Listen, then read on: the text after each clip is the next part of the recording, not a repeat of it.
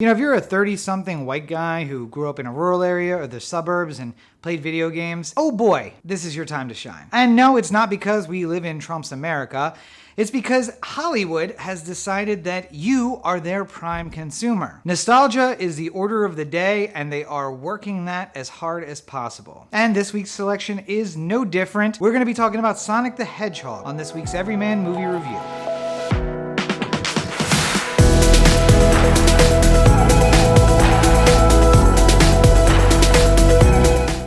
There was this period through the late 90s where they were really pushing movies that were based on video games that I loved as a kid. Mortal Kombat really just comes to mind as one of these films. And it was done, although not well, because they just couldn't get to the point where the CGI made it look real enough. Now it's 2020, and that is not a problem anymore. Not only could you bring Mortal Kombat to life, but you can even bring a blue hedgehog who runs really fast to the silver screen. I'm talking, of course, about Sonic the Hedgehog, one of the first games I played on a mobile platform, which of course blew my mind at the time, the Sega Game Gear. But Sonic the Hedgehog became an intimate part of my childhood. Whenever I was in a car ride and bored and didn't want to read a book, because I was that kid, I would take out my Game Gear, which took 6 AA batteries and lasted maybe an hour. And this was an age, of course, before real rechargeable batteries were at the market. So boy, did I spend a lot of money on batteries. But I would take out my Game Gear and I would play some Sonic. And of course, there was no way to save the game, so you started off at level 1 Green Valley every single time you picked it up. And it was amazing, and it was frustrating, and I got the game on Sega Genesis as well, so I could play it at home and there try to save at least a little bit on its 8-bit memory card. Yeah, it's funny, in between episodes, I was looking for a memory card to use in the recorder so I could continue and finish the episodes, and debating between 8 and 16 and 200 gigabyte cards and which one would have enough space to fill all of the sound recordings and the video that I needed. And I realized I'm doing a review of a movie that's based on a video game that ran on an 8-bit platform. Not megabit, not gigabit, not terabit, 8 bits. And just, it blows my mind that in my lifetime we have gone from the Sega Genesis that ran on, actually I think it might have been 12-bit, and the Nintendo that ran on 8-bit. And we go from there to the PlayStation, to the Xbox, to the PlayStation 3, to the Xbox 360, and all of the big changes that we've had with computers. And now I can get 200 gigabytes on a small little drive. I ran an entire game system on 8 bits. It's just amazing. And of course, none of that has to do with the movie. The movie stands alone. It's not really the video game. That is the source material. And it's really getting into the nostalgia of me spending hours upon hours sitting in my den or in the back of a car and playing Sonic the Hedgehog. But before we get too far in, let's get the pleasantries out of the way, shall we? Sonic the Hedgehog was written by Patrick Casey and Josh Miller. It's of course starring the voice of Ben Schwartz as the titular character Sonic, Jim Carrey in an appearance, at least, as the villain Dr. Robotnik, James Marsden as Sonic's newly found best friend Tom, Tika Sumpter as Tom's girlfriend Maddie, and a really strong supporting cast of, oh, I know that guy from that thing, that seems to be kind of flooding the movie industry these days. So now let's talk about the movie. I want to say from the beginning that all of the stuff I've talked about thus far may color my view of the movie. I really enjoyed the Sonic video game, and when I saw that there was a Sonic movie coming, yes, I'm in, all game. And then I saw the first previews, and I said, this is not the character that I recognize. And I think the rest of the world said that as well. And to their credit, the studio said, all right, we hear you.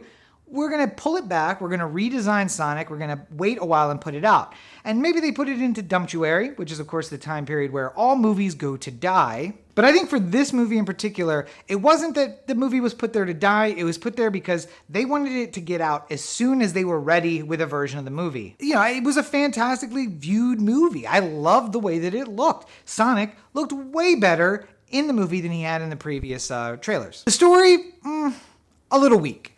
But it's hard when you're basing a movie on a video game that had, like 15 levels and you had to get through all these challenges. Like, how do you make that into one concise narrative in a movie? And I think they did a decent job, but it's probably not the best tale that could have been told about Sonic the Hedgehog. For Sonic himself, I think that they got him. Everything that I ever envisioned Sonic to be was shown in the movie. Like the way that he talked, the things that he said, the way he lived his life.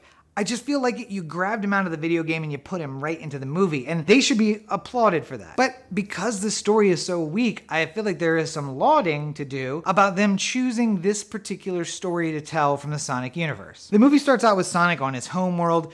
He has a special power that we don't really see or understand yet. And he has a protector who tries to keep him safe, who says, you know, Sonic, you can't be running around the planet just enjoying all of the loop-de-loops and the jumps, because someone's going to see you. And if they find out that you have this power, they're going to want to come and take it. Now, we, the viewer, get to see Sonic running around Green Valley exactly as we might have expected him to from the video game. The loop-de-loops, the jumps, the poles that he hits and spin around and save your place or whatever. All of those were there in the first 3 minutes of the movie. I think that when I was sitting and watching, I said, you know what? You got me. 3, 4, 5 minutes in, I'm already with it because you've given me everything that I wanted from this experience. And unfortunately, in some ways, it was kind of downhill from there. This protector character, who I don't remember from the games, maybe she was there, maybe she wasn't, but you know, she's only on screen for a few moments. Sonic has been running around the planet, and he gets back home, and they found him. Whatever evildoer it is that's looking for him to take this power, they found him. And a bunch of Knuckles characters, or versions of the Knuckles species, I don't know if that's how it works, but they come to the house, and it's Samurai Knuckles with the headband, and they're coming to get him. The protector does her best to keep him safe, but obviously they need to escape, and time has come for them to part ways. So she gives him a bag of golden rings, you'll remember the rings from the video game as well, and tells him that if he ever needs to escape, he should always just run. Never fight, always run. She throws one of the rings and it shows a picture of a planet. She tells him to go through. He goes through and is way down the road before he realizes she's not with him. Turns around to try and go back to her, and the gate closes,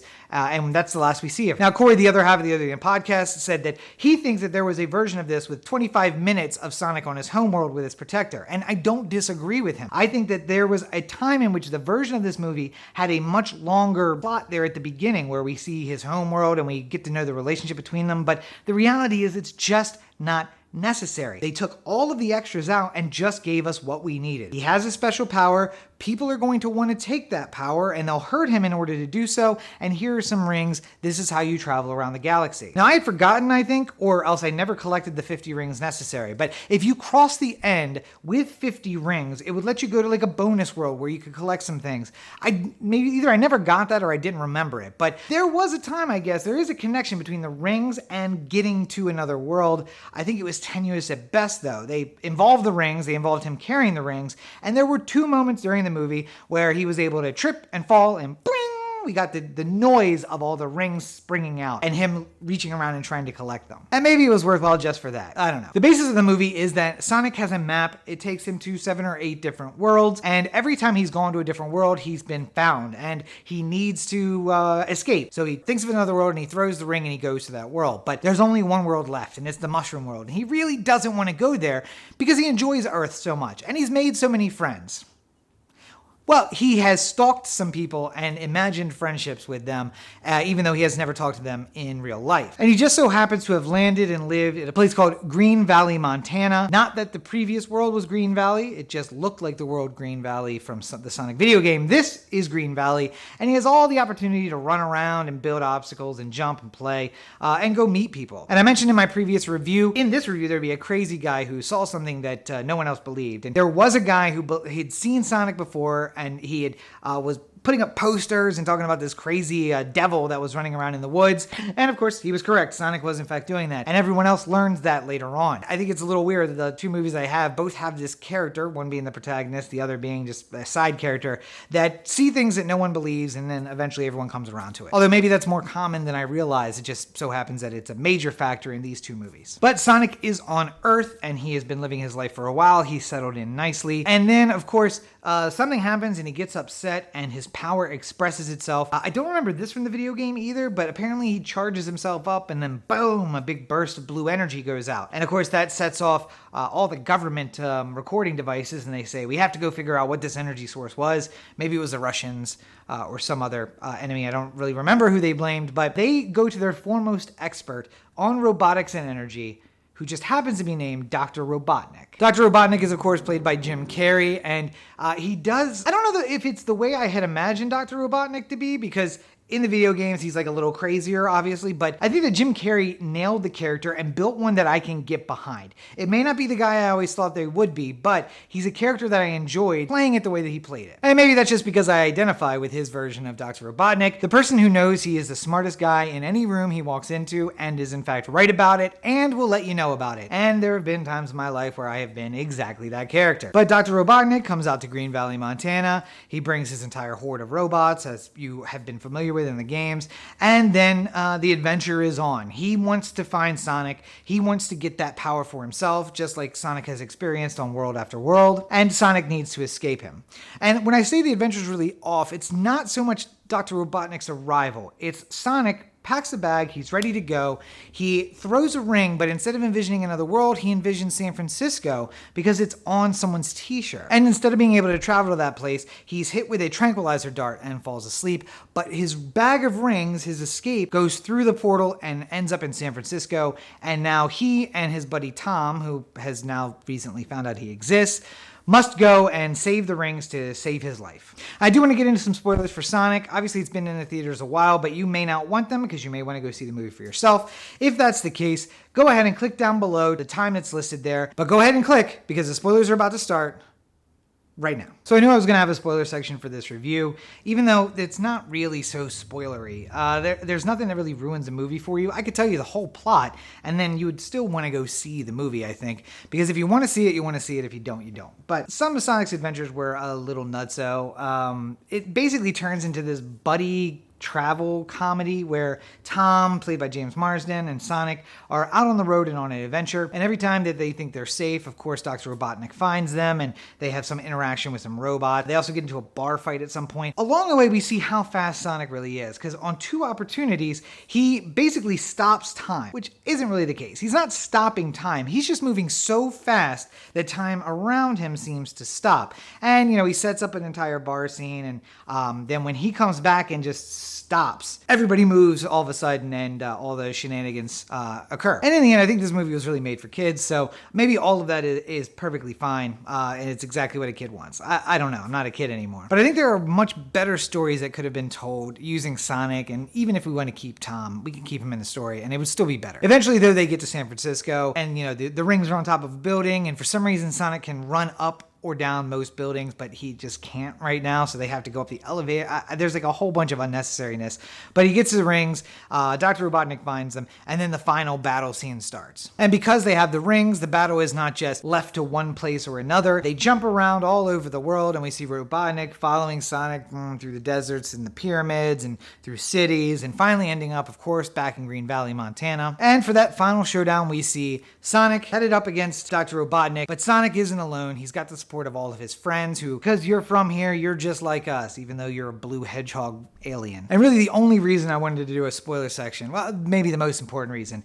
is because right at the end, we see that Dr. Robotnik has been trapped on the mushroom world that Sonic didn't want to go to. But instead of dying, he seems to be thriving. But he's also taking on the characteristics of the Dr. Robotnik that we know from the game. Balding up on top, mustache a little bit bushy, wearing the red shirt and the traditional costume, which turns out was the pilot's uniform of the vehicle he was in when he got pushed into the world. And there is a little bit of action right at the end where we see a very familiar face, Tails, saying, "Oh, I'm looking for Sonic and I think I found him," and descending down into Green Valley. Other than that, though, I mean, just a couple things to look at, things that you may have seen, or if you haven't seen the movie, reasons to go. I just think there are funny moments along the way that we kind of made spoilers, so we did a spoiler section. But I guess we're done. So let's go ahead and bring everybody back in so we can wrap up this review right now. So overall, I mean, take it with a grain of salt. Sonic is clearly a movie that is made for kids, even though it seemed to be targeted at 30-year-old guys who played video games. And I'm realizing that I'm a bit of an aberration in that as well. Both of my parents had kids when they were my age. Basically, everyone who is a parent to someone I know had kids at my age. And in fact, a lot of my friends are already parents at my age. So I think that this is kind of in the realm of, hey, mom and dad, you enjoyed this video game when you were kids.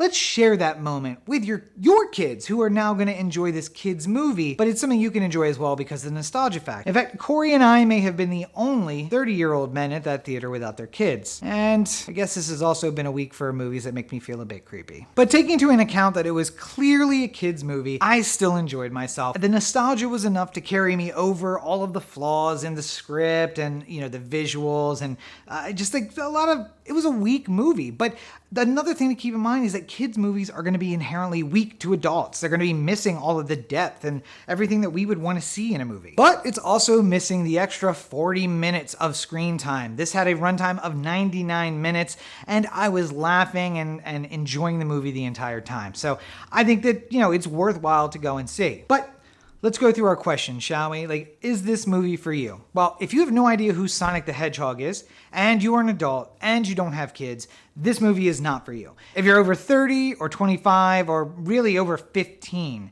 and you have no idea who Sonic the Hedgehog is, you're not going to really enjoy this movie because it's not really meant for you. It's meant for you to be able to take your kids to.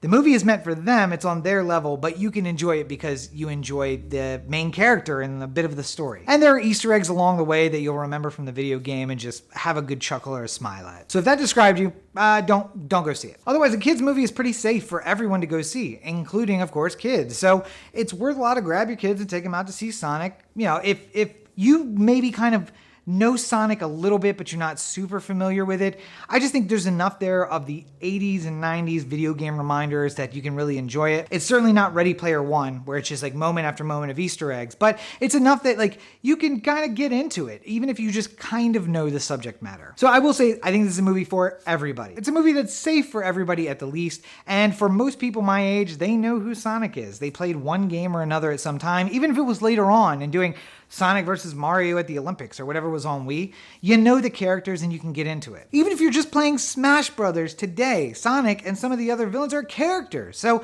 you'll be familiar with them, and this is just a chance to see them up on the big screen, and yeah, you can't fault the people who go to see it for anything other than that. But for me, from a kid who loved Sonic both on the mobile platform and at home, for someone who thought that this would be a fantastic character to see an adventure story about, it was completely worthwhile for me. And all of the weaknesses are understandable with the give and take of making it a kids movie, and I do give it a bit of a bump because the studio said, hey, fans of the movie aren't happy, let's change it to make them happy. And I kind of wish there was more of that going on. So if you have an extra hour and a half, head on down to the local Cineplex and check out what you had seen before on your little tiny 28-inch TV that seems so gigantic in your living room, Sonic the Hedgehog. It's going to be worth it, and you're going to have a good time.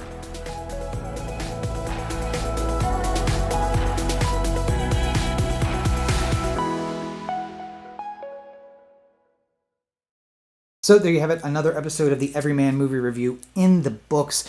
Right at the top here, I want to thank my patrons over at Patreon. I could not do this without you guys. Like I said at the top of the episode, and I keep saying I'm having new equipment delivered, it seems like all the time. I just got a set of Samson CO2 pencil condenser microphones that are hopefully improving the audio quality immensely. Cameras are coming in, lights are coming in, new computers, new software, everything. I could not do that without you. And of course, the moral support. There's nothing better than getting a message that just says, hey, keep it up, or I'm listening, I'm subscribed, I'm loving the content. That kind of stuff just keeps me motivated and keeps me going, and my patrons are on the front line of the people doing that. So thank you to all of you guys. If you want to be one of the chosen few, it's so easy. Go on over to patreon.com, that's patreon.com/Robert N. Cheek, and for as little as $1 a month, you too can become a supporter of mine. You get shout outs in all the books and the videos like I'm doing right now. Basically in any of my projects, I mention and give thanks to the people who support me on the front line. And while you're cruising around the interwebs, don't forget that the Everyman Movie Review is available on social media now. You can check it out on Instagram, on Twitter, and on Facebook. All of those links are going to be found down below in the description. Make sure you check it out. Come and join the community. Say hello to everyone who follows along. Send me a message. Let me know what you think about this particular podcast or YouTube episode, whatever it is you're watching, however you're consuming it. And speaking of that It's available in both. You can find the videos at youtube.com/RobCheek, and you can find the podcast episodes at anchor.fm/Everyman Movie Reviews. If you're watching on YouTube, make sure that you leave a comment below and let me know what you think there as well. And while you're here, hit the like button, let everybody know that you like the video, and maybe subscribe. It'll let you know when the next video is out. If you're listening on Anchor, go on over to anchor.fm/Everyman Movie Review/message. That'll let you send me a voicemail or a text, and if you want, I can actually play it right on the podcast version of the show to let everybody know what you think about my review of this movie. And of course, if you want to find me on social media, all of my accounts across all the social media are at Robert N. Cheek. That's going to be Instagram, Twitter, Facebook, Tumblr, Twitter, Snapchat, everything at Robert N. Cheek. You can find me on YouTube at youtube.com/RobCheek. Working on changing that, hopefully soon. And of course, don't forget robertncheek.com, where you can find everything about me and all the stuff that I'm working on. And you can sign up for the mailing list to be the first to know about all the new projects before they come out. And if you can't get enough of me, why would you? You can join me every single Tuesday where me and my buddy Corey do the The Anthem podcast. We talk about news, we talk about sports, we talk about events happening around the world, especially here in LA where we currently live, and back in Baltimore, our home away from home. New episodes of that podcast are available every Tuesday. You can find the video version at youtube.com/OhTheAnthem, and it's available in podcast form on all your podcatchers, but the easiest one, of course, anchor.fm/OhTheAnthem. And finally, thank you as always for checking out this show. New episodes are available every single Thursday, as well as one day in between, Sunday or Monday usually, generally. You can find a new episode as well. I try to do a little bit mix of new movies and a little bit of old movies, stuff I find on streaming, either on Amazon or HBO or anywhere that I can find it, Netflix. But you also see a lot of new movie reviews from stuff that's still in the theaters, and maybe even second-run theaters, because I'm a huge proponent of the second-run theater. So make sure you join us next time for the next review. And of course, we got more projects coming all the time over on YouTube. A new episode of Rob Explains Everything is coming very soon. I'm getting ready to shoot that, in fact. So make sure you check out that as well. And until then, of course, have a great week, everybody.